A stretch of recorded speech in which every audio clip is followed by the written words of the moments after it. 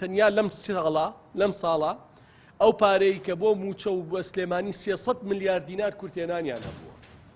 ئەم کورتێنانە کە بە بێدەنگی پڕیان کردوتەوە لە چی بووە؟ چون پارەی خەڵکیان بردووە کە لە بانقەکانە دایناوە، شارەوانی زەوی فرۆشتووە لە بریەوەی بکرێ بە خەدەمات پارەکەیان بردووە، پارەی وەبەرهێنەرانیان بردووە. پارەی وەبەرهێنەران چییە؟ یەکێ مۆڵەتی پێدرێ پرۆژەیەکی سەکەنی 2 ملیۆن 3 ملیۆن 4 ملیۆن دۆلاری پێدرێ لە ساڵیەکی بەهای پرۆژەکەی، ئەوەشیان بردووە. ئێستا پارە نەما لە بانکی سلێمانی، واتە وەکو لوبنان پارە نەما. لە ئەی چی حەل؟ لە مانگی ئایندەوە بەمە بەشێ لە موچەخۆران کێشەی موچەیان دروسە بێ جگەلەوەی هەموو پرۆژەکان ڕاگیراوە. واتە ئێستا ئەو هەموو گەنجەی کەمانیان گرتووە لە بەردەم نووسنگەی پەرلەمانە بۆی ڕێگەی کەلار تەواو نابێ یاخود ڕێگەی ڕانیە تەواو نابێت، نەک ئەوانەی چی ناکرێ ناتوانن موچە بدەن و 300 ملیار دیناریش کورتێنانیان هەیە.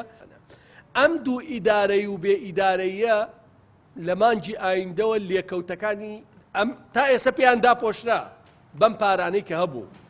ئاگا دێن ئەو پارانەی ترە بنەوە، مەسەنەوەی جێگری سەرۆکی حکومەتی 50 پرۆژەیەکەوێتەیش، ئەم 50 پرۆژەش لەوانەیەکی بە هەمویان 100 ملیۆن دۆلارێکیان لێ بسێنرێ بە لە ساڵ یەکێک 2 ملیۆن دۆلار، یەکێ 3 ملیۆن دۆلار چییە؟ ئەویشە بەرەوە لە کاتێکەوانە بێ بکرێ بە پرۆژە خزمەتگوزاری.